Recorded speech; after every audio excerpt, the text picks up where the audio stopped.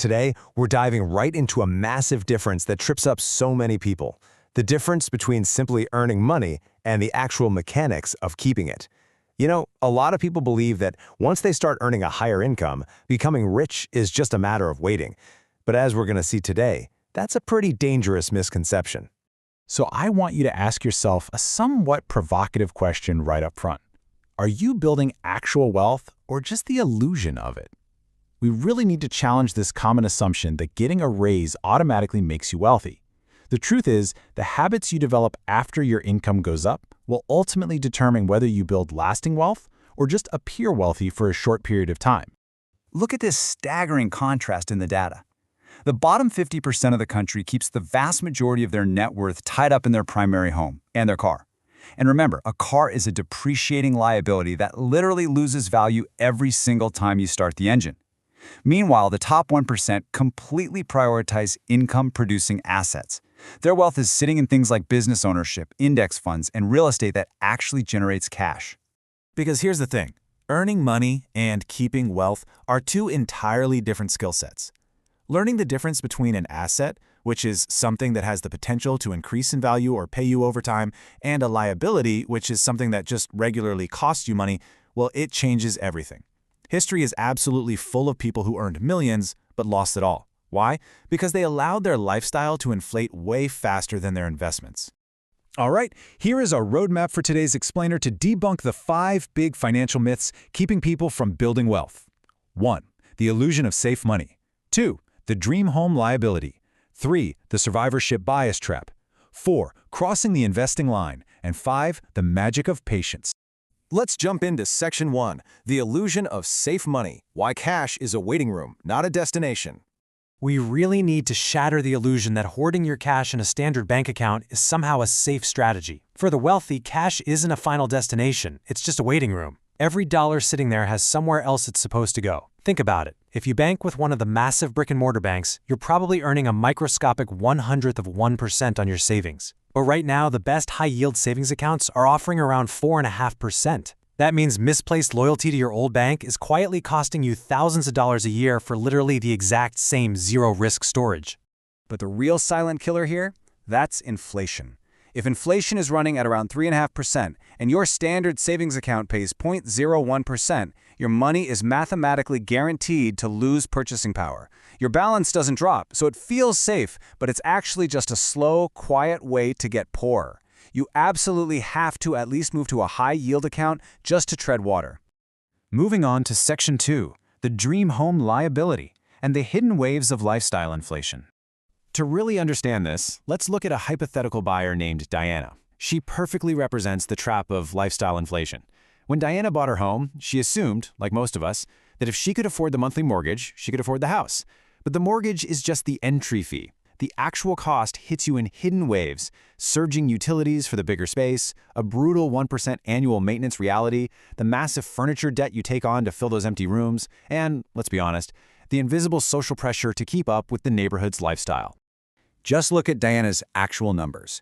Her completely manageable $3,940 fixed monthly mortgage morphed into nearly $100,000 in total annual costs. This is textbook lifestyle inflation. Her dream home suddenly started consuming 69 cents of every dollar her household brought in, which forced her to slash her retirement contributions. Her wealth building completely stalled because all her money was just going toward maintaining her current lifestyle. And you know what the deepest trap was? It wasn't even the monthly bills. It was her down payment. If Diana had taken her $162,000 down payment and invested it into a low-cost index fund for 20 years instead, it would have grown to over $1 million. Meaning, the real cost of her down payment was the staggering $928,000 in future wealth she sacrificed. That's a massive, invisible opportunity cost that your standard mortgage calculator is never going to show you. Which brings us to Section 3, the survivorship bias trap. Why copying billionaires is mathematically flawed. We see it all the time. People trying to copy the extreme habits of highly visible billionaires. But it is a deeply flawed approach. To understand why, look back at World War II. The military wanted to add armor to their bombers, right? So they studied the planes returning from battle and planned to put armor where the bullet holes were clustered. But mathematician Abraham Wald stopped them in their tracks. He asked, where are the missing planes? The returning planes showed where a bomber could take a hit and survive. The planes that got hit in the engines, they didn't come back. The military was studying the survivors and completely ignoring the graveyard. And this introduces us to survivorship bias. It's when we draw conclusions by exclusively studying visible successes, while the massive graveyard of identical, failed decisions remains totally invisible to us. When you see a billionaire who dropped out of college and bet everything on one risky startup, you are only looking at the surviving plane. You have to look at the actual base rate. Research shows that 95% of venture-backed startups fail to deliver their projected returns. Betting everything you have on a single speculative idea gives you casino-level odds. It creates this false illusion of control while masking the immense role of plain old luck. Copying extreme bets isn't a strategy. For most people, it's just financial self-destruction. Section 4. Crossing the investing line. The step-by-step system of the wealthy. So, if sitting on cash is a guaranteed loss to inflation, and making wild speculative bets is mathematically flawed, what is the right path? Let's compare Greg and Grace. They both make the same salary, and both saved up the exact same 3 to 6 month emergency fund. But here's the difference. Greg treated his emergency fund as a finish line. He just kept piling cash into it, letting all his extra money rot in cash. Grace, on the other hand, treated her emergency fund as a border. Once she hit it, she crossed the line and made sure every single dollar of overflow was given a job in the market. Grace used a very specific order of operations. First, fund the emergency line. Second, grab the free money of an employer match. Third, kill toxic high-interest debt. And finally, automate investments into broad market index funds. That word, automate, is absolutely critical. Building wealth requires protecting yourself from emotional financial decisions.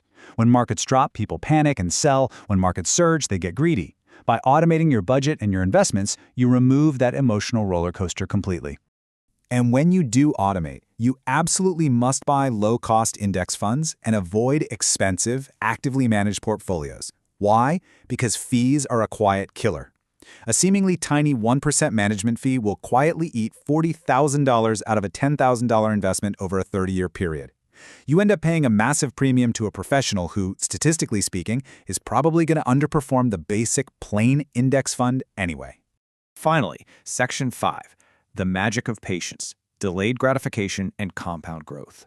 The engine that makes this entire automated system work is delayed gratification, choosing a bigger reward in the future instead of blowing it on immediate pleasure today. Check out how this builds over time. If you invest $500 a month at a 7% return, after 10 years, you've got a relatively modest $86,000.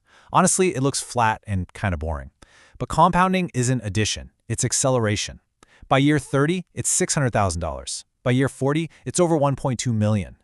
The last decade adds more than the first 20 years combined because your money finally starts making its own money.